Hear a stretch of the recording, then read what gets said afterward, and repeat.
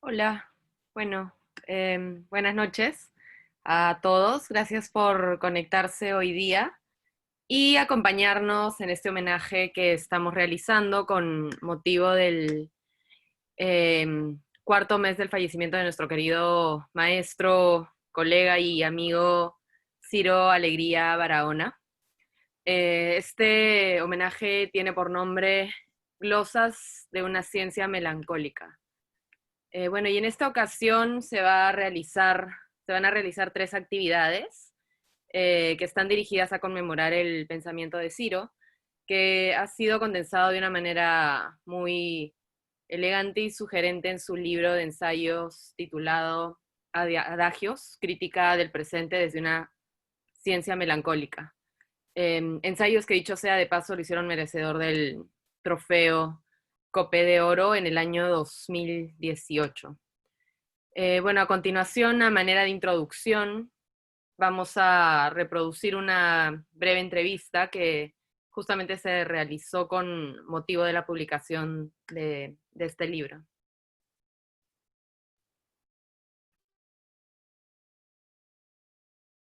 Mi nombre es Ciro Alegría Barona, soy el autor de estos adagios, ensayo con que gané el premio COPE, el premio de Petróleos del Perú para ensayo. Soy profesor de la Universidad Católica, decano de posgrado, y enseño filosofía con especialidad en ética. ¿Cuánto tiempo le llevó recolectar estas cavilaciones, señor Ciro? Estos son muchos años, me imagino que el más antiguo puede tener 8 años o algo más. eh, pero son escritos a deshoras, así, sobre todo la mayoría entre 5 y 7 de la mañana, antes de salir, ¿no? O a cualquier hora del día. Son escritos sobre temas recurrentes, no han sido compuestos con un plan. Si tienen algún sistema, es el sistema de mis ideas recurrentes o de mis locuras. Sí. Y los estructura, digamos, todos iniciando con un refrán, ¿no? Sí, es porque pienso que los refranes, así como son algo irónicos y son conocidos pero nunca suficientemente pensados, eh, son suficiente título, suficiente advertencia al comienzo de cada ensayo de que no están aquí para decir la verdad sobre un asunto, la verdad definitiva sobre un asunto, sino para dar que pensar, ¿no? Como cuando se dice, por ejemplo, sufriendo se aprende, o no por mucho madrugar se amanece más temprano. Allí la forma es muy buena porque advierte que no se trata de la formulación de una teoría, sino de una razón para actuar a partir de un pensamiento inquietante. ¿Cuáles son sus autores referentes que ha tenido en cuenta para estos adagios, digamos? Bueno, eso simplemente sucede, no es que sea un plan de acción, es que yo he leído muy emocionado siempre y vuelvo cada tanto siempre que puedo a Montaigne, a Erasmo y a Mínima Moralia de Teodoro Adorno.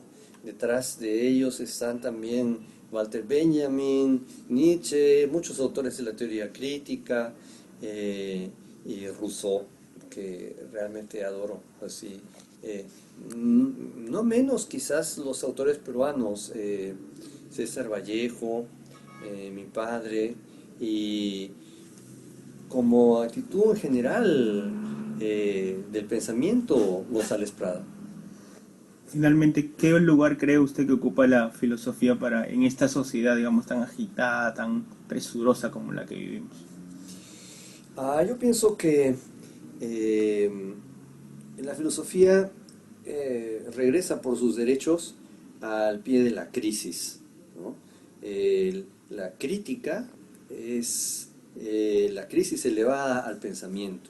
Y nuestra sociedad es tan, por un lado, tan optimista de instalar nuevos sistemas que funcionan perfectamente, como propensa a que esos sistemas hagan crisis.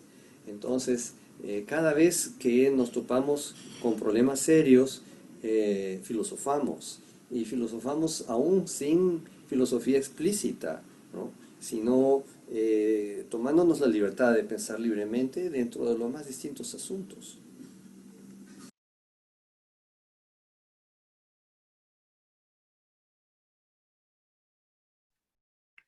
Bueno, luego de este corto video que nos sirve como una plataforma para poder comentar y entrar un poquito más en detalle del libro que antes les había comentado.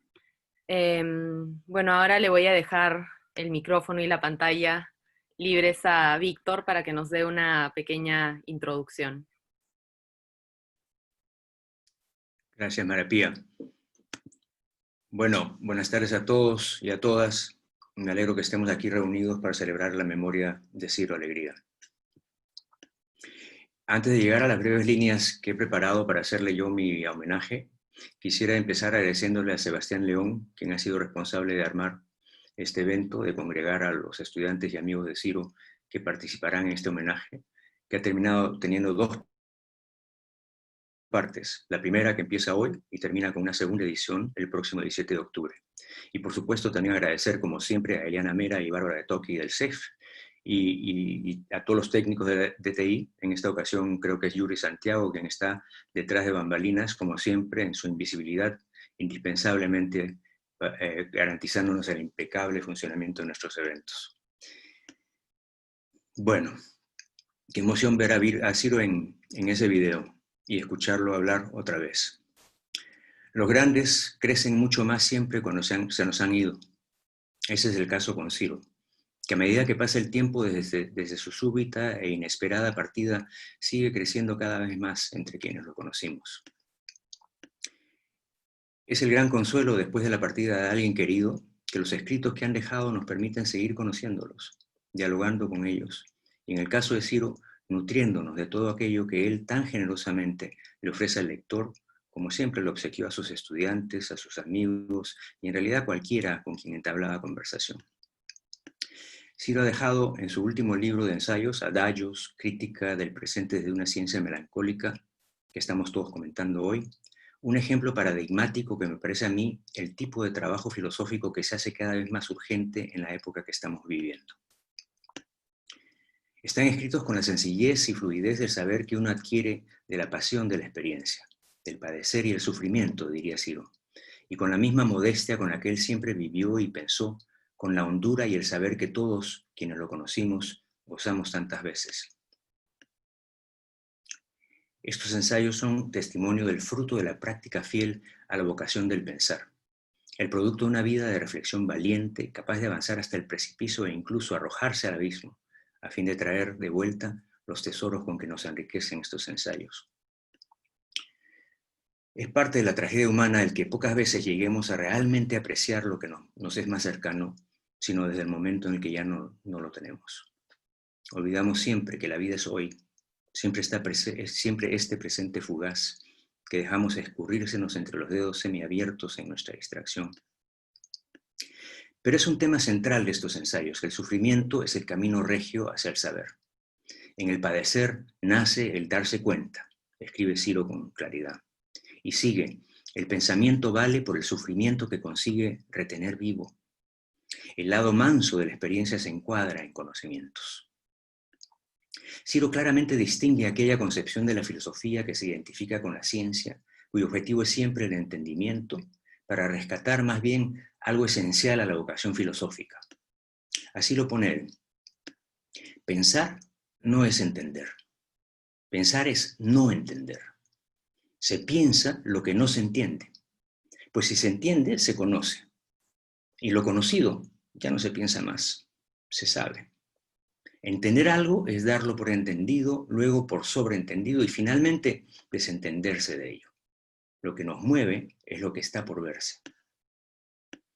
Al filósofo en el fondo lo mueve lo que no se puede entender. No es tanto la búsqueda del conocimiento lo que lo llama, sino aquello que siempre lo supera, aquello que conecta al pensar con la existencia de cada uno.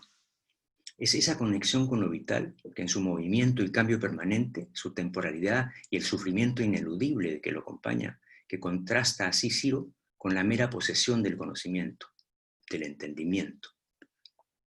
Estos ensayos son entonces el testimonio del pensar como un indagar continuo, pero no para llegar a conclusiones y verdades certeras, como él mismo lo dice en ese video. Su interés no está en entender, como cuando uno entiende una fórmula o las premisas de un argumento o las aserciones de una teoría.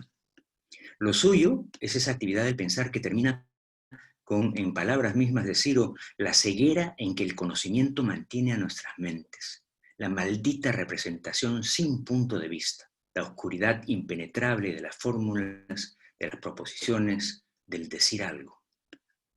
Montaigne, a quien también menciona Ciro, padre de este género del ensayo, hizo evidente que en este es el individuo no solo su punto de partida, sino además su propio objeto. Una inclinación melancólica y por consiguiente muy enemiga de mi forma de ser natural, escribe el filósofo francés, producida por la tristeza de la soledad a la que me había entregado desde hacía algunos años, hizo que naciera en mí, en mi cabeza, esta fantasía de ponerme a escribir. Presentéme a mí mismo como argumento y tema. Es libro único en su especie el que produzco, de propósito raro y extravagante. El jurado del premio Copé, que le otorgó esta distinción a Dallos, observa en su veredicto que estos ensayos proponen, cito, con voz y luz propia, una reflexión lúcida sobre la profundidad de la experiencia humana. Y claro, es la originalidad del pensar que articula y compone Ciro en estos ensayos que le dan su gran fuerza. Todo punto de vista es personal, escribe Ciro. La visión solo puede tenerla un ser humano. Y como agrega, la persona no es solo algo que no se entiende, es lo que no se entiende. Es el golpe que quiebra la urna de cristal en que vive la ilusión del saber. Conocí a Ciro en un congreso en España, allá a mediados de los 90. Yo trabajaba en la Universidad Simón Bolívar en Caracas y ambos éramos aún jóvenes profesores de filosofía llenos de proyectos. Pasamos una tarde conociéndonos en el Corte Inglés de todos los lugares, donde me pidió que lo acompañara para poder seguir conversando mientras aprovechaba para comprarle regalos a sus hijos. Recuerdo de esa ocasión más que nada su modestia, su generosidad personal e intelectual, pero por sobre todo, esa inocencia que se asomaba a veces en su pícara sonrisa, que siempre me evocaba al mismo tiempo a un niño juguetón desprovisto de toda malicia y a un duende capaz de hacer su magia, unido todo eso a su prodigiosa inteligencia y a su asombrosa erudición, que cargaba con la simpleza y naturalidad que hacía Ciro. La última vez que vi a Ciro a solas fue en su oficina, donde me pidió que lo acompañara para obsequiarme su libro, este libro que estamos comentando. Tuvimos una linda conversación que terminó siendo, ¿quién lo iba a decir?, no el reinicio de un diálogo, sino nuestra despedida. Recuerdo mi alegría al leer su dedicatoria, que me alegra cada vez más cuando la vuelvo a leer. Estos ensayos, escribió, son amigos de los tuyos, como tú y yo somos amigos. Y es que es verdad que en ellos ambos practicamos ese modo de filosofar siempre experimental, siempre alimentado con la propia experiencia, libre del pudor y la inhibición a la que nos obliga el rigor académico, merodeando incansablemente en la complejidad de la propia existencia para ir acumulando visiones diversas, pequeños botones de luz a partir de los cuales poder construirse una vida buena.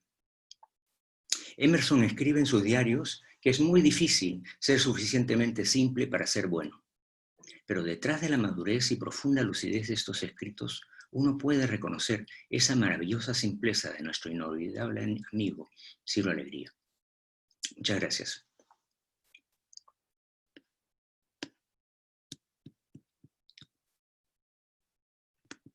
Muchas gracias a ti, Víctor. Bueno, luego de la introducción que nos ha dado Víctor, ahora podemos pasar a esta mesa virtual, conformada por 4 egresados de la especialidad de filosofía y exalumnos de Ciro, Yosimar Castilla, Martín Valdés, Soledad Sevilla y Daniel Luna, que realizarán un análisis y un comentario crítico del texto. A ver, empezamos con Yosimar.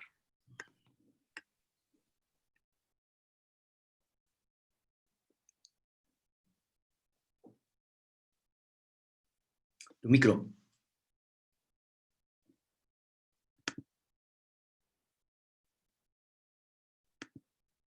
A ver si se me escucha. Ahora sí. ¿Qué tal? Bien, buenas noches. Quisiera empezar agradeciendo a Víctor Krebs y a Sebastián León por haberme invitado a este homenaje eh, que para mí significa mucho, ¿no? Ciro Alegría fue mi asesor de tesis, la cual pude sustentar finalmente el año pasado. Y bueno, esa tesis definitivamente no hubiera podido salir sin las conversaciones que tuve con él durante tanto tiempo, conversaciones que para nada se sintieron como esas conversaciones entre profesor y alumno, sino que eran conversaciones entre amigos, entre las que Ciro discurría sobre temas que no podía discurrir quizás con otras investigaciones que asesoraba, orientadas más a temas de filosofía política y moral. Eh, y en ese sentido hablábamos más bien de temas de estética, ¿no? Que era un poco a lo que estaba orientada mi tesis. El día de hoy, un poco en ese espíritu de las conversaciones que guardaba con él, quiero hacer unos comentarios o compartir con ustedes unas notas sobre el adagio número 4 que ha sido referido por Víctor también, y que se titula Sufriendo se aprende.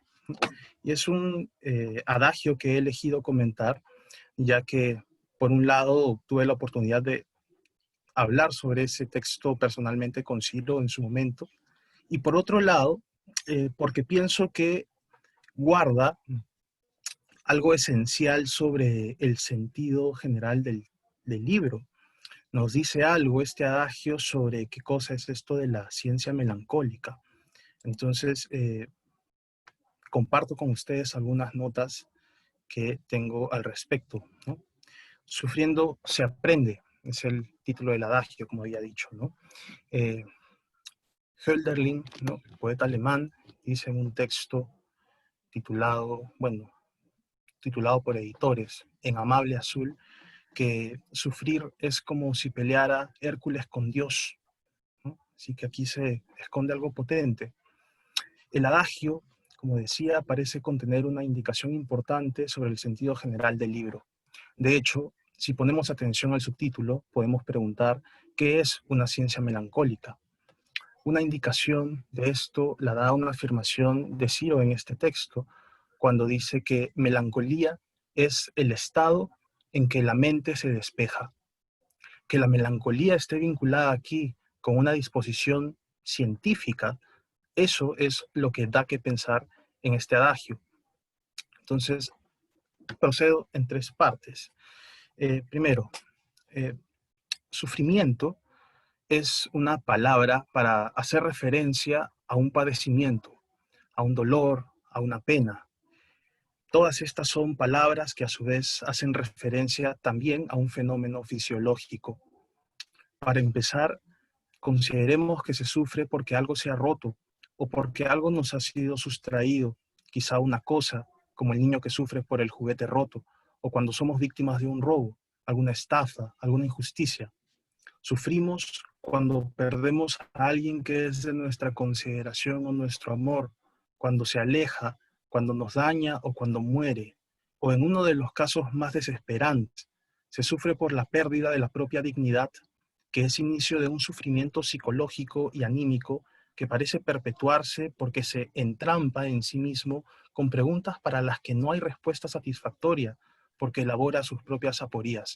Ese sentimiento de pérdida de algo o de un estado, como la salud, pero también de uno mismo, se padece como una sensación de vacío en las entrañas, como una enajenación del propio cuerpo que no se puede tolerar. Que haya tantas formas de sufrir es lo que lo hace tan real y parte de la vida. Sufrimiento, entonces, es una palabra muy potente con la que hacemos referencia a un amplio número de situaciones prácticas, corporales, espirituales, históricas, tanto individuales como sociales, que se caracterizan porque hacen patente una negación. Que el cuerpo duela es la negación de un estado de reposo en el que se encuentra el cuerpo sumido en la rutina, la cotidianidad o la seguridad ingenua bajo la conciencia de que todo se encuentra en orden. El sufrimiento es el indicador de la fragilidad de ese orden al que nos habíamos acostumbrado, de la presencia en el mundo de algo con lo que no contábamos hasta este momento, pero que irrumpe con una fuerza que puede ser catastrófica para la conciencia de quién es uno mismo, o también de quiénes somos nosotros como amigos, como amantes, como familia o como sociedad. Sufrir es padecer violencia, pero la violencia no hay que pensarla solo en su sentido físico y más arbitrario, sino además como la violencia que produce el trastorno. La violencia en el interior del sí mismo al darse cuenta de que la realidad no es como uno creía o que la identidad de uno no es la que se concebía. Ante esto, y además estando entre interesados en la filosofía, hay que preguntar, ¿por qué el sufrimiento sería de interés filosófico? Paso a la segunda parte. El adagio de Ciro, titulado Sufriendo se aprende, responde a esta cuestión afirmando que el sufrimiento es condición de un aprendizaje. Más aún, vincula el sufrir con la actividad del pensar. Llamo la atención sobre cómo se formula esto. Se dice sufriendo se aprende, es decir, mientras se padece el sufrir y no solo después. Mientras el sufrimiento se encarna en nuestras vidas, algo se aprende. Es decir, solo se aprende del sufrimiento vivido, experimentado en la inmediatez del cuerpo o del trato con otros. Esto es algo que se encuentra, por ejemplo, en las tragedias griegas. Esquilo, por ejemplo, sentenciaba que porque Zeus puso a los mortales en el camino del saber, cuando estableció con fuerza de ley que se adquiera la sabiduría con el sufrimiento. En cierto modo, es un favor que nos imponen con violencia los dioses. También desde la filosofía o la ciencia, Hegel ha planteado el problema en los términos establecidos por su exigencia especulativa. La necesidad de la filosofía, nos dice, surge cuando el poder de unificación desaparece de la vida de los hombres y los opuestos pierden su viva relación e interacción y cobran autonomía. Pocos estados fisiológicos pueden sentirse tan intensamente como el sufrimiento, pero lo paradójico es que si el sufrimiento afirma en ese sentido nuestra realidad, lo hace únicamente a través de la experiencia de una negación, de una pérdida, una disolución, una crisis, una aniquilación, mediante las cuales algo otro acontece o hace su aparecer. No es real el sufrimiento en el sentido de que se trate de una mera cosa o un hecho.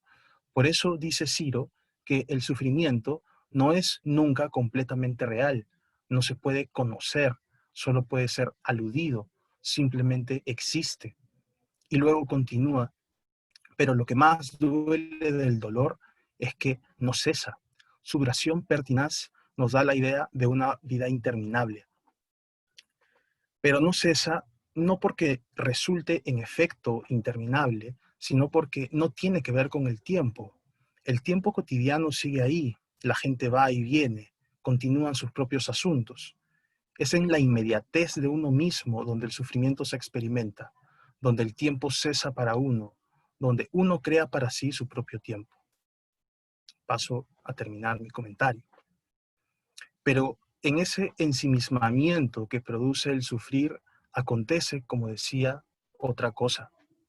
En realidad pueden suceder varias otras cosas, porque el sufrimiento lo deja a uno en la indeterminación, genera una ruptura con lo que venía sucediendo y por tanto nos deja en el ámbito de las meras posibilidades, aun cuando la violencia que queremos devolver por el sufrimiento padecido pueda devenir pronto en una resolución que, en el peor de los casos, continúe la cadena de violencia.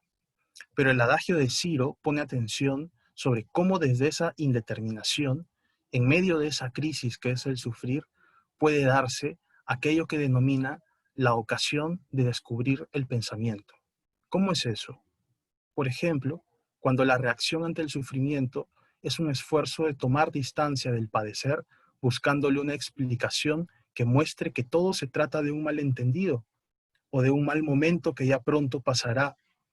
de modo que nos proyectamos hacia la salida de ese dolor, a lo que vendrá después, a lo que hay más allá de lo que meramente sucede en toda su brutalidad. Pensamos así cosas como esto no puede estar pasando, cómo ha sucedido esto, etc. Con sentido o no, las preguntas que la conciencia desgarrada se plantea al buscar una explicación para lo absurdo de su padecer, crean una suerte de metafísica, es decir, inician una investigación que se aleja de lo que ocurre y se esfuerza en dar cuenta de objetos trascendentales, es decir, pensamientos para los que no cabe exigir prueba alguna, porque están más allá de toda experiencia. De allí que el pensamiento que así surge no pueda ponerse en la forma de conocimientos ni pueda esperarse de él algo específicamente útil. La diferencia entre los conocimientos y los pensamientos, dice Ciro, es que estos últimos generan lo esencial de la experiencia, esto es, lo irrepetible y singular de ella. La argucia, el ardid del pensamiento, radica en que se da a sí mismo la libertad de proyectar formas inusitadas del acontecer, lo que quizá aún no ha sucedido, pero que para la conciencia sumida en el pensar, tiene que llevarse a cabo de todos modos. Así, el pensamiento se dispone a la creación de experiencias. Y dice Ciro que hacer experiencias sobre la propia forma de pensar es leer el significado crítico de lo que sucede. La actividad del pensamiento surge del sufrimiento y aunque puede ser arduo el tiempo de la cavilación y el padecer, también nos proyecta más allá de él.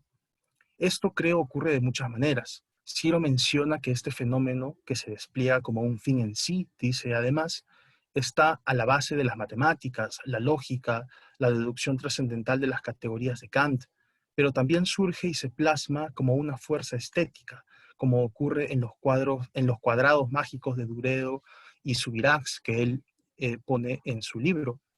Lo estético no es lo bello, por supuesto, sino la sensibilidad excitada o vulnerada que genera sus propias formas. Se trata de una idea semejante a la exigencia formulada en un antiguo texto idealista de que la filosofía debe estar impulsada por una fuerza estética. Entonces, el adagio hay que entenderlo como una reflexión sensible a las experiencias particulares del sufrimiento, pero también como una reflexión jovial sobre las argucias e invenciones en las que se sume el pensamiento para superar la tensión y la parálisis propias del sufrimiento. Así como el ocio o el asombro, según cuentan, son origen de la filosofía, parece ser que el sufrimiento, según este adagio, es origen de una ciencia sin nombre, pero de la que puede decirse que es melancólica, una ciencia que no es conocimiento, sino la libre apertura de las posibilidades del pensar y sus experiencias. Gracias.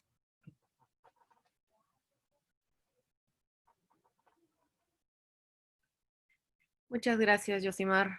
Ahora cedemos la palabra a Martín Valdés. Gracias.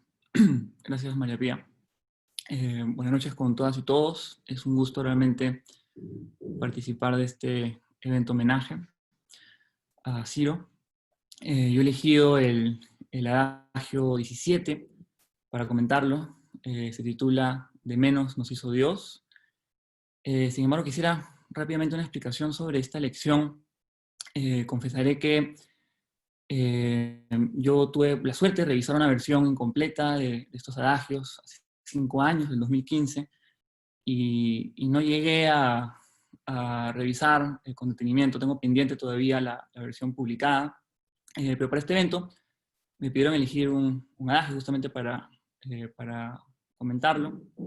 Y mi primera, una revisión rápida, elegí el 27, pero luego vi que tenía más tiempo y revisé esta lección. Elegí finalmente el 17. Algunos dirán por todas las referencias a Kant. Y justamente hace 3 semanas, 4 semanas, después de haber hecho esta lección, por otro motivo estuve revisando mis comunicaciones por correo electrónico con Ciro justamente. La verdad, estaba buscando un documento que él me había enviado hace años. Entonces estuve viendo las comunicaciones desde 2013, 2012, 2014, y justamente llegué al 2015 y cuando ella me había enviado los adagios, esa primera versión, yo, por supuesto, le hice comentarios muy, muy favorables, ¿no? O sea, bueno, ¿qué podría decir? Es más, que era publicable. Un día me escribió y me envió, o sea, me dijo: Martín, he escrito un nuevo adagio, uno nuevo, y te lo envío porque me parece que es afín a tus intereses, a tus temas, a tus creencias, básicamente. Entonces, la verdad es que esto ha sido hace 3 semanas, lo estuve viendo, no me acordaba de este intercambio del 2015, y me pongo entonces a leer este adagio que se titulaba Nada es lo que parece.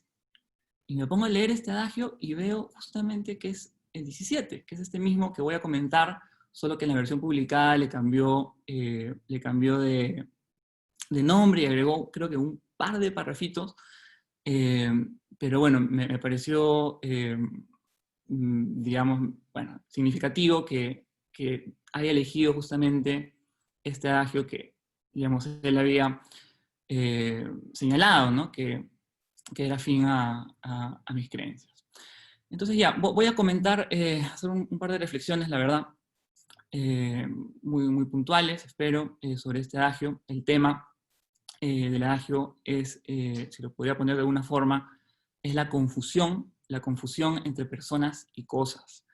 Y el adagio parte básicamente de una escena, ¿no? De un momento casi inconfesable, casi, porque finalmente Ciro nos lo está confesando en este adagio, ¿no? De un profesor, un docente, que escribiendo en la pizarra, con su tiza, ¿no? En un momento le parece ver que la tiza tiene un rostro, tiene personalidad, ¿no? Entonces este momento, que podría pensarse casi terrible, sin embargo, la verdad es que no puedo sacarme la imagen o sea, casi una imagen caricaturesca, ¿no? Casi de estilo de Disney, ¿no? Con objetos que se animan, ¿no? Con rostro. Me imagino que el profesor escribiendo y la tiza de la nada, bueno, un rostro, ¿no? Entonces, bueno, esta confusión entre cosa y persona, ¿no? Persona y cosa, es una confusión absurda, ridícula, básicamente. ¿Por qué? Porque la distinción entre persona y cosa es clara. Es fácil, está al alcance del sentido común. Confundir una tiza con una persona, esto es algo, en fin, inconfesable, o casi inconfesable. Quiero leer una cita de justamente este adagio, que me parece que bien podría ser una cita a Kant. Me parece que en estas líneas Ciro expresa con nitidez el núcleo moral kantiano, ¿no? Al menos que digamos, yo siempre lo pude, en la medida que es posible, ¿no? Observar. Lo voy a leer y agregar por ahí algún comentario mío. Dice así: la dignidad de un ser libre no es algo que se conozca objetivamente, como se conocen las propiedades de las cosas, siempre relativas a las circunstancias de la experiencia. Es decir, la dignidad no es un conocimiento. Sigue la cita. La libertad, es decir, la condición de substancia que se determina por sí misma y no por otra cosa, no es un atributo objetivo, es un derecho. Esto es tan fundamental que es difícil decirlo. La libertad se realiza en la práctica. Fin de la cita. Somos libres en tanto actuamos como si fuésemos libres. ¿Pero somos realmente libres? A nivel teórico, no es posible responder esta pregunta, quizá ni siquiera tenga sentido. Pero sin embargo, hay una respuesta desde la filosofía práctica y en última instancia desde la acción humana. Y me parece que esto caracteriza, representa muy bien la trayectoria y la persona de Ciro. Como docente, siempre preocupado en estos temas de filosofía práctica, de justicia, de ética, de dignidad. En su trabajo en la Comisión de la Verdad, en 2003, justo yo llevé mi primer curso con Ciro en Estudios Generales, Letras, Cultura de Paz, mientras él trabajaba, redactaba, participaba en este gran esfuerzo colectivo, ¿no? de estudio, de reflexión de este periodo tan oscuro nuestra historia reciente, tan difícil. Y bueno, luego también su posterior trabajo, ¿no? Reforma del Estado, y finalmente también como autoridad de la Universidad Católica. En todos estos casos, me parece, se trata de aportar, ¿no? De aportar con su pensamiento, ¿no? Con sus acciones, a esclarecer esta distinción entre persona y cosa justamente en estos distintos ámbitos. Quiero volver a esta imagen inicial, a esta confusión ridícula, ¿no? A este ver personas en cosas, y compartir ahora sí dos reflexiones muy puntuales. La primera sería la siguiente. Esta confusión ridícula, sin embargo, es preferible a aquella otra, inversa, que nos hace ver cosas en vez de personas. Y aquí Ciro tiene su mira a los tecnócratas. Esta confusión inversa de ver cosas en vez de personas, a la vez nos cosifica, nos vuelve autómatas, servidores de la conservación y reproducción de un orden social injusto.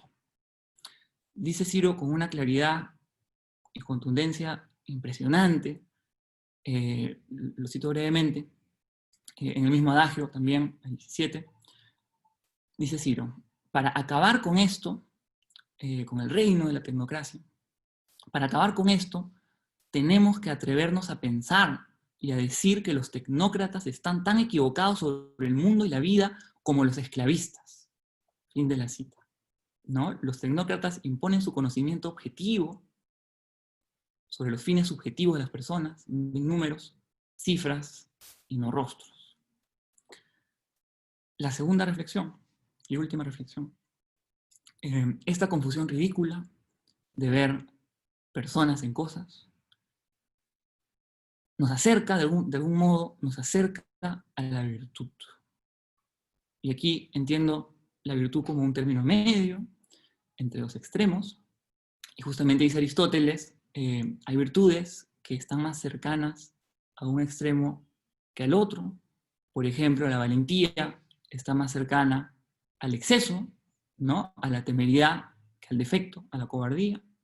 Y la moderación, al revés, la moderación está más cerca al defecto. Es mejor pecar, en ese caso, por defecto y no por exceso. Entonces, volviendo al tema, ¿no? Si podemos hablar, quizá forzando el término, de una virtud de reconocer a la persona, de ver a la persona, entonces esta confusión ridícula, este exceso de ver personas donde no las hay, ¿no? Entonces, igual está más cercano a la virtud que el ver cosas en personas. En ese sentido, esta confusión ridícula sirve como antídoto, nos ayuda a descubrir, dice Ciro, lo cito, nos ayuda a descubrir a la persona libre que hay dentro de la persona cosificada. Quiero terminar ahora sí con una última cita, pero no de los adagios, sino de otro texto, justamente el último texto, un escrito sobre la justicia que me envió Ciro este año. Y es una cita que bien podría pertenecer a este adagio, y quiero compartirla y con eso terminar. Dice así: establecer algo por negación de otra cosa, por ejemplo, una persona como no cosa, es un procedimiento muy poco convincente cuando se trata de fundamentar conocimientos teóricos, pero es suficiente cuando se trata de fundamentar acciones, normas, fines y valores, pues actuar es negarse a estar simplemente condicionado, es no conformarse con el mundo tal como es. Gracias.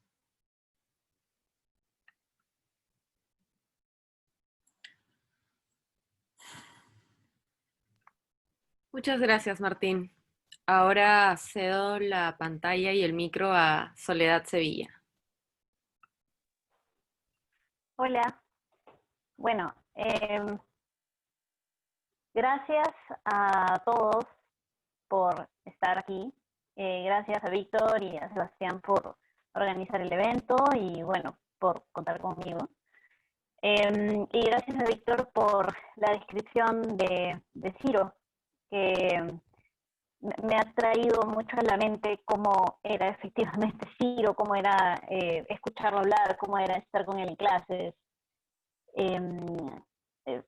Recuerdo mucho de él ese aire de niño juguetón que tenía casi siempre, así estuviera explicando algo súper serio, entrando en un texto súper árido, digamos, esa inocencia, esa humildad y generosidad era como muy, muy característica de Ciro, y algo que hacía que creo que lo valoremos mucho como profesor.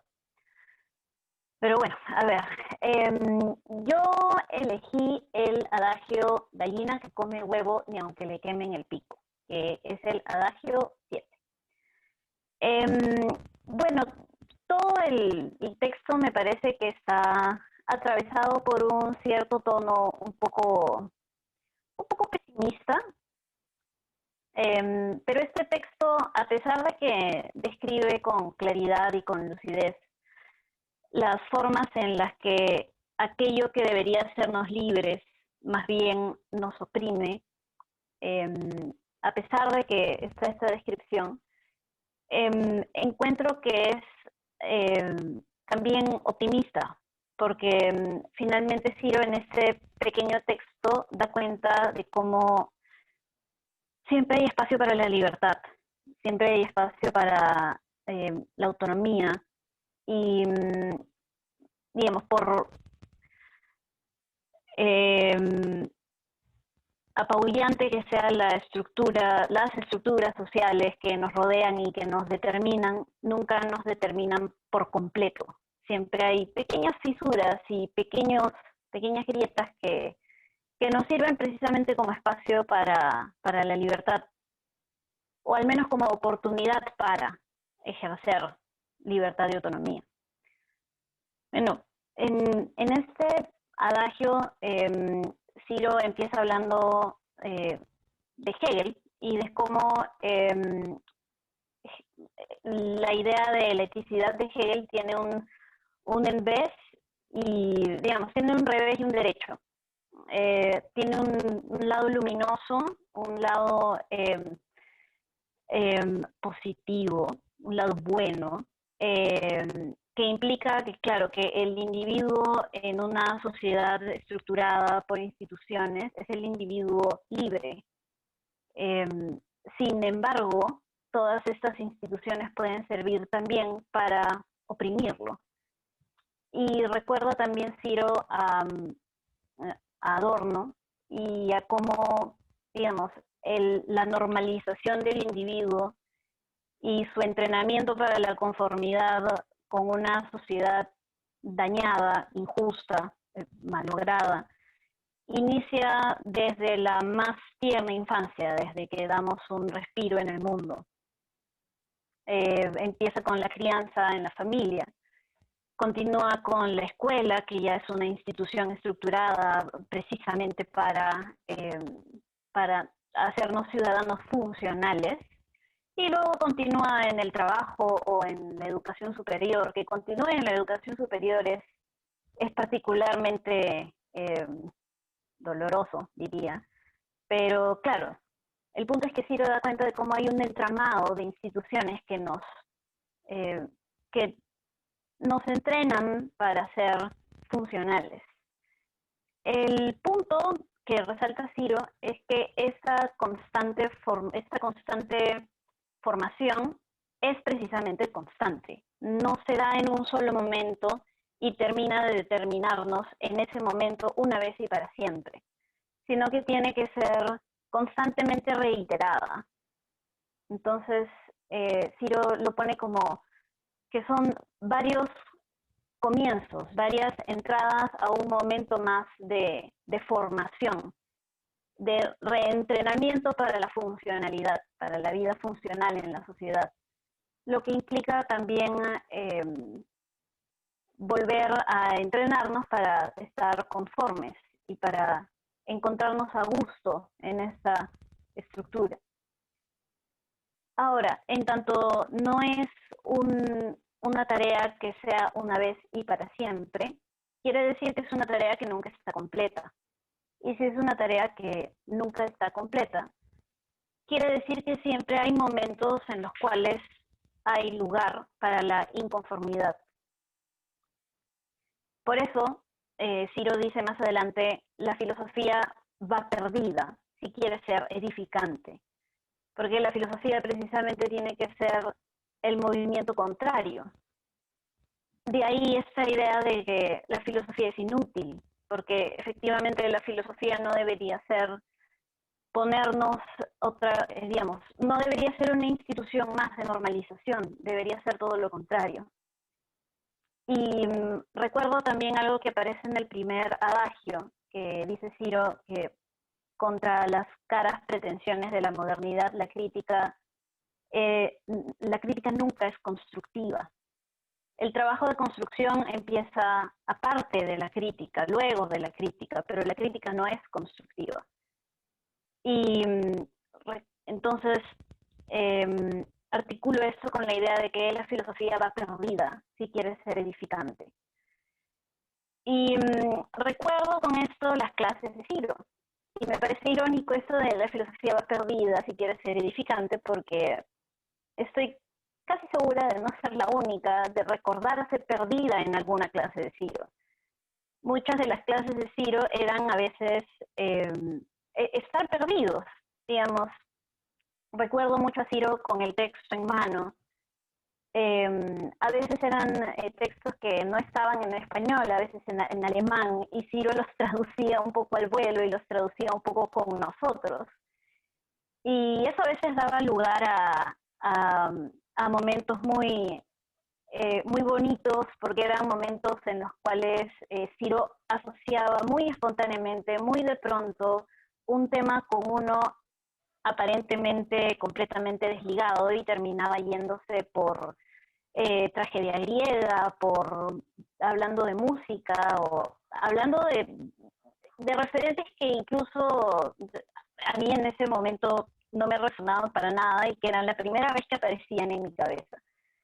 Y bueno, se armaban momentos muy, muy bonitos en clase porque era claro que todo era espontáneo. Pero bueno, sí, recuerdo muchas veces esta sensación de estar perdidos. Recuerdo también un momento en el que yo estaba en la oficina de Ciro, porque estábamos hablando de mi trabajo de investigación en el seminario que llevaba Ciro, en el seminario que dirigía Ciro y que llevaba yo en el 2013. Y a mí me tocaba dictar ese día, dictar esta palabra que no le gustaba precisamente usar a Ciro, me tocaba dictar Scheller, que es un autor que yo nunca había visto. Era la primera vez que yo era jefa de práctica en Estudios Generales Letras, era la primera vez que yo leía Scheller y no lo entendía.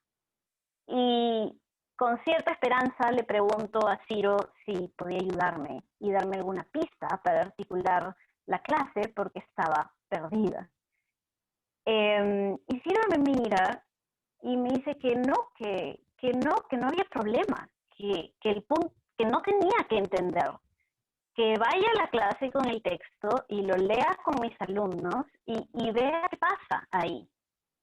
En el momento el consejo solo me dejó más ansiosa, porque como era la primera vez que yo estaba a cargo de una jefatura de prácticas, a mí me interesaba en ese momento sentirme capaz de poder presentarle a mis estudiantes algo coherente, poderlos ayudarlos a entender algo que yo ya sabía, y me interesaba a mí probarme entonces que yo podía hacerlo, que yo podía entender y podía comunicar eso que yo entendía.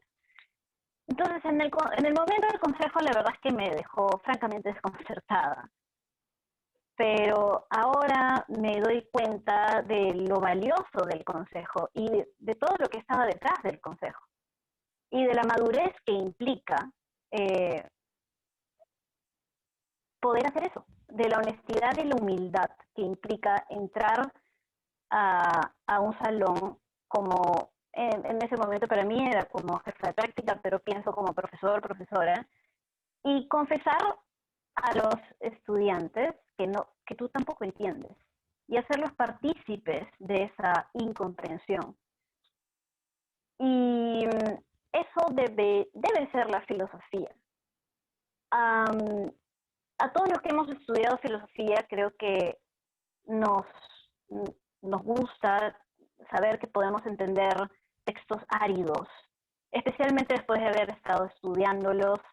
Entenderlos es un buen momento, y comunicar que lo entendemos es tal vez para algunos un mejor momento. Y eso es, creo que para todos los que hemos estado en la filosofía alguna vez, es parte del goce de estudiar filosofía, poder entender. Pero lo que nos deja Ciro es que no es lo más importante de la filosofía. La filosofía no debería ser principalmente eso. La filosofía debe tener que ver con enfrentarnos a lo que no entendemos y compartir nuestra incomprensión y hacer a los demás partícipes de eso. Y en el primer adagio, Ciro precisamente cierra esta frase de que la crítica nunca es constructiva, diciendo que la vida nueva empieza cuando se entablan relaciones de reciprocidad con quienes antes no eran nadie.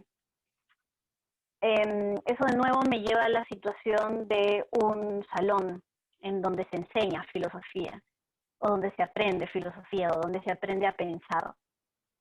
Y ese aprender a pensar, creo, debería tener que ver con olvidar que el profesor es quien sabe y quien entiende, y más bien aceptar, tener la honestidad y la autonomía de ver aquello que no entendemos y no entenderlo juntos, para poder precisamente entablar ese diálogo y hacer la indeterminación y la incomprensión productiva.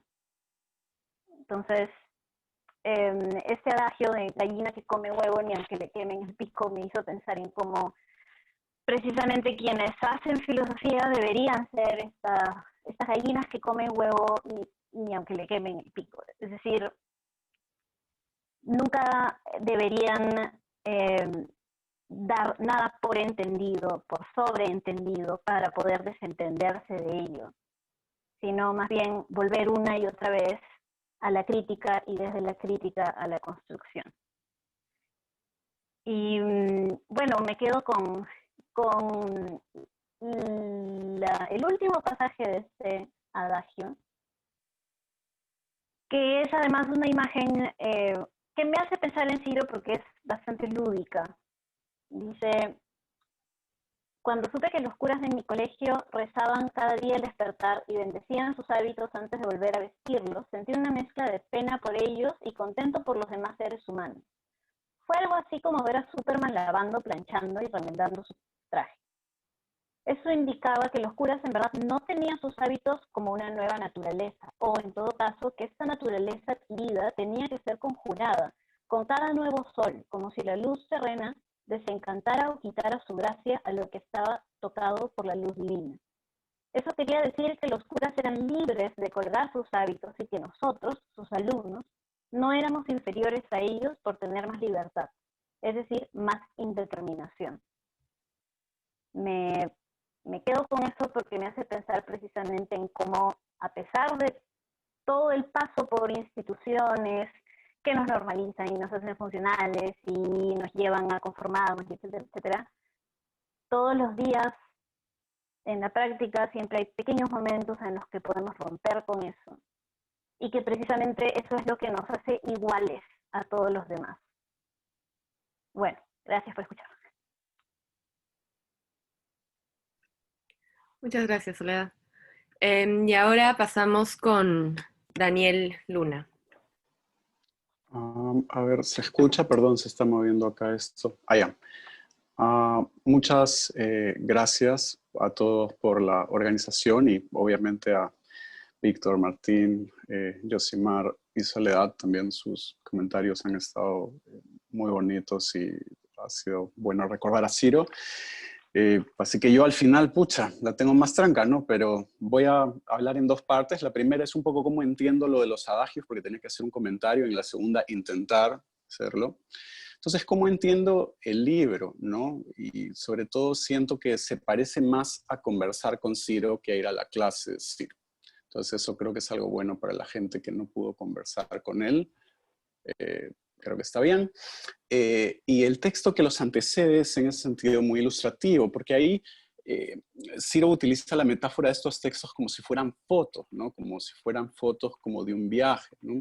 Y esta metáfora también como de las partes de un texto de las fotos es también algo que Wittgenstein usa en las investigaciones, ¿no? No digo que estos libros hablen de lo mismo, pero es la idea como que es como recuerdos de viajes o de ideas, ¿no? Y también creo que en lo que sí se parecen es que en verdad cada adagio, a pesar que son densos y profundos, también se parecen a las investigaciones en el sentido que son como una larga serie de, mira, una cosa así, ¿no? Sobre diferentes cosas. Y luego Ciro dice que estos momentos se caracterizan porque él los ha pensado libremente, ¿no? Esa es una pregunta interesante porque no es que Ciro vivió de una manera servil, por decirlo menos, ¿no? Tenía todas sus libertades. Así que la libertad en realidad parece ser que es libertad, yo la interpreto como fuera de la academia, porque no es un libro académico, ¿no? Entonces, en ese sentido, es un libro que va más allá y que rompe con este tipo de categorías o registros, y en ese sentido por eso me hace recordar más a las conversaciones, ¿no? En ese sentido tiene algo de esa oralidad y de ese tipo de complejidad y digresiones y de viaje. Ahora, el punto de partida de los textos es básicamente lo que se supone cualquiera sabe, que son los dichos populares, los adagios, o lo que también en la filosofía se ha conocido como doxa o sentido común, pero no el punto de llegada, ya que la idea es pasar de la opinión a la crítica, o a lo que él entiende por crítica. El subtítulo del libro ya Yosimar ha ilustrado sobre lo que podría ser una ciencia melancólica, y el subtítulo es que esto constituye una crítica del presente, ¿no? Entonces, en ese sentido, el texto parece ser también un libro educativo, ¿no? Como formativo, donde uno aprende con Ciro, ¿no? A partir de pensar la profundidad o lo que está en juego en este tipo de saberes supuestamente superficiales. Pero lo interesante de esto es que esto se hace sin paternalismo filosófico, y esto es lo importante. Aquí cito a Ciro porque me parece importante. En algún momento se ha roto dentro de mí para siempre la creencia falsa, la vieja patraña farisea que dice que alguien puede saber, por una especie de conocimiento superior, la verdad de los fines y valores, la razón de ser de los demás, y por tanto tener derecho a dominarlos y usarlos, incluso usar el sacrificio del inocente para el bien de todos, como Califás, quien dijo, es bueno que muera uno por todo el pueblo, ¿no? Entonces, es un poco señalar que Ciro escribe filosóficamente, tiene una posición filosófica, pero no comparte esta especie de platonismo de la élite que dictamina por dónde va la cosa para la gente, ¿no? Y en ese sentido sería una posición filosófica, si quieren, un poco más igualitaria o democrática, ¿no? Obviamente yo uso el ejemplo de Caifás y yo uso el ejemplo de Platón, pero también podríamos usar ejemplos de otro tipo. Y entonces él reemplaza esto por lo siguiente.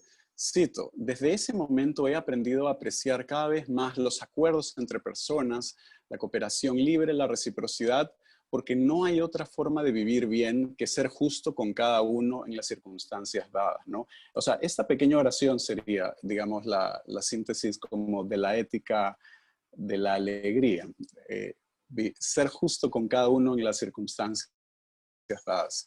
Y bueno, ahora para interpretar, es obvio que uno siempre tiene presupuestos hermenéuticos a la hora de comentar los textos. Entonces yo, a modo de juego, porque todos han hablado que Ciro era un poco juguetón, yo dije que considero que para hacer mi interpretación voy a usar 4 presupuestos hermenéuticos. El primero es que Ciro es más inteligente que yo.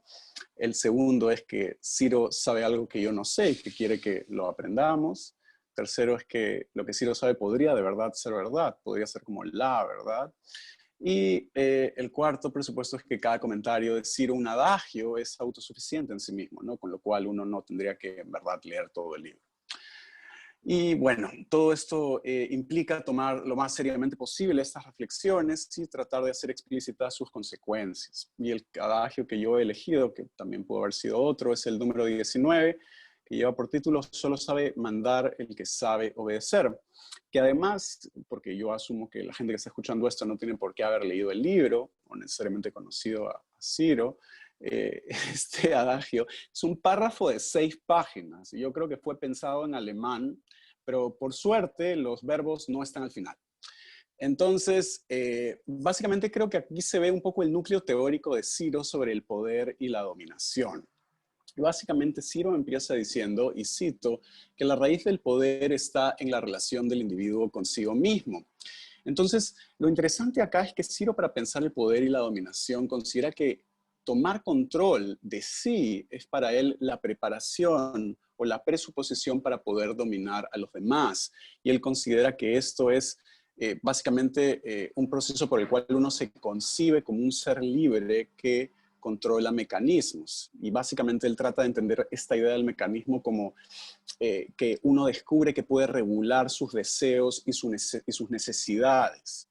Y esto, por ejemplo, en el caso sobre todo religioso, también político, implica la emergencia de una forma de vida ascética o casta, ¿no? Donde uno logra autodominarse, por ejemplo, en términos de sexualidad o cosas por el estilo, y a partir de ahí, de ese mismo autocontrol, uno se vuelve capaz para poder controlar a los demás, ¿no? De regular sus propios deseos o necesidades a regular los de los demás. Pero Ciro considera que esta relación, para que funcione, tiene que ser secreta. Para que el poder ascético controle a los demás, uno no puede saber que el poder ascético tiene otros intereses. Y Ciro dice que es revelando esta relación que se causa una desilusión que destruye sus efectos. Ahora, lo gracioso es que Ciro está revelándonos el secreto acá, ¿no? Y como por ende destruyendo un poco la relación secreta. Nos está diciendo que el asceta tiene un interés en la dominación de los demás. Y en el caso del poder político, Ciro considera que un equivalente aquí para pensar esto, o para tratar de desentrañar esta relación un poco secreta de dominación, tiene que ver con la metáfora que suele ser recurrente en la historia sobre que la sociedad es una especie de organismo, por ejemplo, ¿no? Un cuerpo y donde hay una cabeza y donde todo debería funcionar armónicamente, pero también la metáfora de Sócrates de la nave, donde se supone que los líderes políticos deberían saber algo y deberían ser como pilotos, y entonces de nuevo viene esta cosa más paternalista, ¿no? Pero lo interesante es que Ciro parece poner estas dos metáforas de organicidad y de navegación de la sociedad en un nivel igual de ser susceptibles de crítica como en el caso de la Z, ¿no? Entonces, la única cosa es que acá la dominación política requiere que el individuo crea, el dominado en este caso, que tiene una conexión interna con lo social, digamos, ¿no? Esta parte más orgánica. Y esto es lo que Ciro llama, entre comillas, el encanto de la dominación, ¿no? Que parece una especie como de aspecto ideológico o de una creencia que justifique la dominación. Y cree que si uno rompe ese velo, lo que habría sería lo que él llama el mecanismo, que son este tipo de coacciones y estímulos para los individuos, ¿no? Una especie de relación de control más descarnada, si se quiere, o más directa. Y es aquí que Ciro considera que el vocabulario que normalmente usamos, puede ser en filosofía política, pero también creo que en la vida cotidiana, tiene problemas, ¿no? Y entonces sus ejemplos son, por ejemplo, la soberanía del pueblo, ¿no? O la soberanía popular, o la dominación legítima. Me imagino que esto es una alusión a Max Weber, el poder comunicativo, que asumo es más una alusión a Habermas, y de ahí el orden legal y público basado en el mutuo convencimiento libre. Pero todas estas cosas más o menos como que nos parecen buenas. Y Ciro considera que todo esto, él lo llama un círculo cuadrado, o sea, como estas creencias buenas, digamos, ¿no? Que nos parecen buenas, porque ¿quién no va a querer que la dominación sea legítima o que el pueblo sea soberano, que nuestro poder sea comunicativo, etcétera, etcétera, ¿no? Y entonces, Ciro piensa que son un círculo cuadrado porque dice que con estas fantasías, digamos, lo que queremos es negar que en el poder hay mecanismos. Entonces, el problema que tienen es que su papel es de negación. Son como fantasías para negar el orden de la dominación. Y Ciro considera que esto es una verdad dura y difícil, dice literalmente que esta es una dura verdad difícil de publicar y enseñar, porque para él la dominación y los mecanismos están en todos lados. Y entonces no hay una esfera pura o libre de dominación. Esto es lo importante. Ciro reconoce las dificultades que se desprenden de su no hegelianismo. Cito: concedo que sin esta consoladora imagen de una libertad realizada orgánicamente en deseos socializados, instituciones que reconcilian las condiciones objetivas con la conciencia, se dificulta la motivación y la cooperación. Entonces es interesante porque él está desmitificando estas cosas, lo que decía Soledad, de que no está siendo edificante, pero no importa, digamos, ¿no? Está tratando de ver las implicancias de esto, aunque el resultado no sea muy atractivo, ni siquiera políticamente, ¿no? Y por eso termina al final reconociendo que incluso la idea de lo público, que también suele tratar de destacarse, para él termina siendo en nuestra época algo que va a estar íntimamente ligada al público de los espectáculos. Y que hoy por hoy lo que la gente suele demandar es tener algún tipo de unidad orgánica con la vida colectiva, pero es lo que él siente que es una ilusión. Entonces, tanto el nacionalismo como la articulación con una comunidad imaginada nacional o el cosmopolitismo como una conciencia de la humanidad son salidas, pero que están basadas en este tipo de ficción o ilusión, porque en lo que hay finalmente a la base es este tipo de control de los individuos, y lo que hace Ciro al final es enfatizar que con el advenimiento de mayores dispositivos tecnológicos, lo que se avecina para él es una especie como de apogeo de la dominación, ¿no? Entonces, en este sentido, Ciro acá, digamos, un texto donde él es un poco más como un realista político, en realidad, y trata de desmitificar estas cosas que normalmente creemos o que nos gustarían creer. Ahora, para terminar, hay que volver al adagio, luego de hacer toda esta revisión, ¿no? Que es lo que me parece útil como proceso educativo, formativo. Si volvemos al adagio, según el cual solo sabe mandar el que sabe obedecer, lo que se deduce de esto es que esto es verdad para Ciro, pero por otras razones. El sentido común igualitario y democrático piensa que se trata, el adagio, de ciudadanos que obedecen la ley primero desde que nacen y que luego deciden ser políticos y representantes de la ciudadanía. Si salen elegidos, entonces mandan, pero antes han obedecido. Entonces, digamos, esto es lo importante, es como el ejemplo aristotélico de los ciudadanos que se alternan, ¿no? Por eso saber mandar y saber obedecer. Pero Ciro piensa que esa no es la verdad filosófica del adagio. La verdad filosófica del adagio es que solo sabe mandar el que sabe obedecer, en el sentido de que sabe obedecerse. Esa es, digamos, la verdad. Es por el autodominio previo, no por la alternancia. Ahora, para terminar, porque ya no tengo más tiempo, lo que no queda claro, y esto es lo que Ciro nos obliga a pensar con él y más allá de él, es que no queda claro por qué revelar la relación entre dominio y autodominio elimina la relación. Creo que Ciro acá, hasta donde dan mis capacidades, tiene una perspectiva un poco como más idealista, donde la conciencia y las creencias generarían este mayor cambio. Pero en el contexto de la política y la religión no parece operar así, o es el resultado contraintuitivo.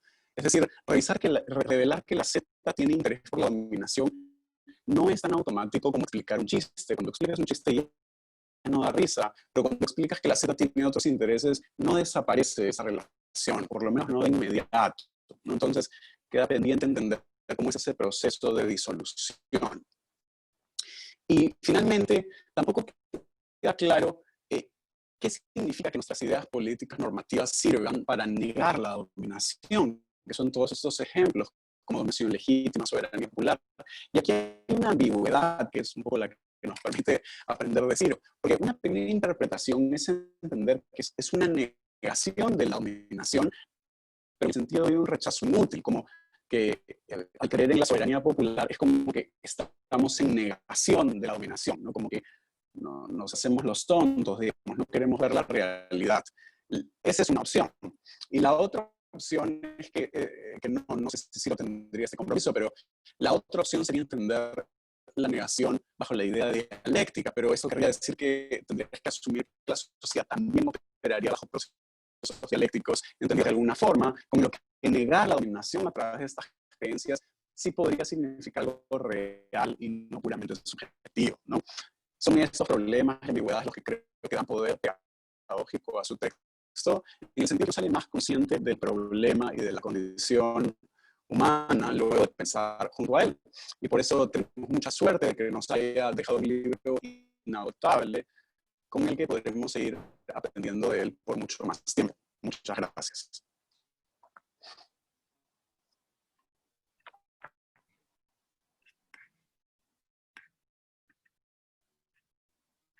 Ya. Bueno, y ahora, ya para culminar, tenemos un video que ha realizado Animaliza, el colectivo Animaliza también. A ver si lo podemos proyectar.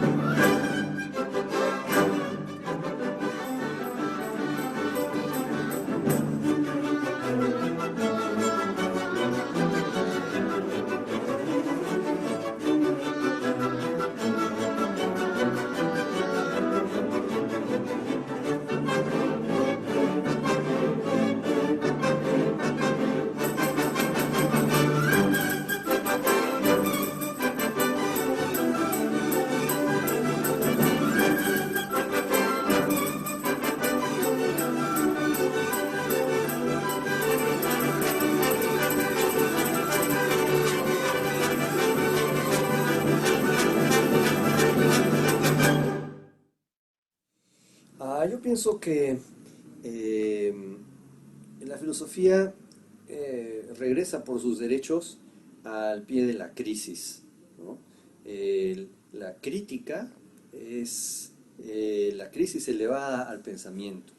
Y nuestra sociedad es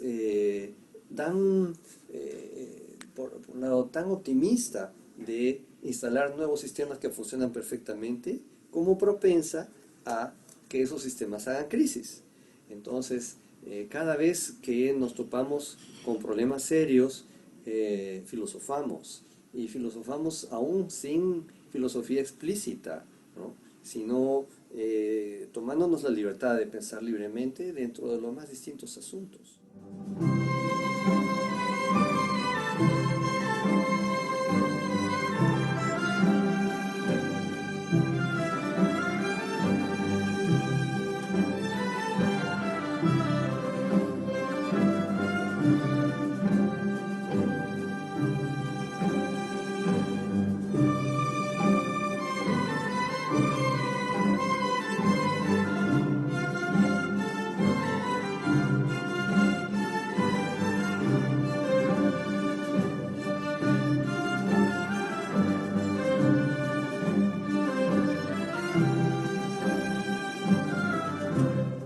Podemos decir que en el doctorado no tenemos alumnos. Esa expresión es muy chica. Además, a mí no me gusta, porque ¿sabe qué significa alumnos en latín? ¿No? Son los alumini, los que no tienen luces, los que carecen de luces, ¿no? No están sin luces. Entonces vienen acá a que los iluminemos o algo así.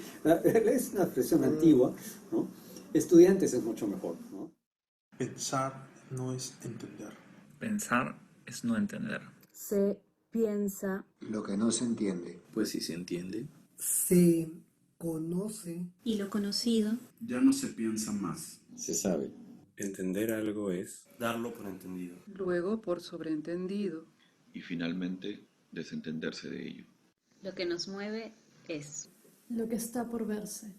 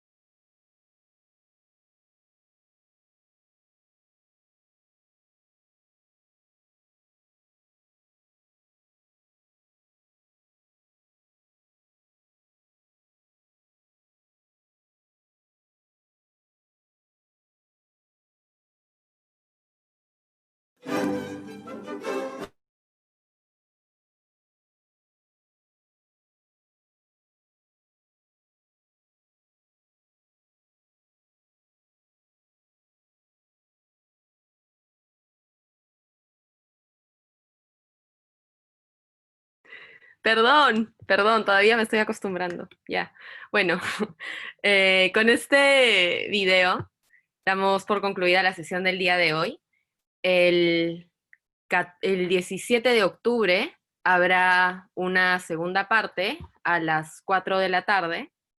Y bueno, esperamos contar con su presencia también ahí. Gracias.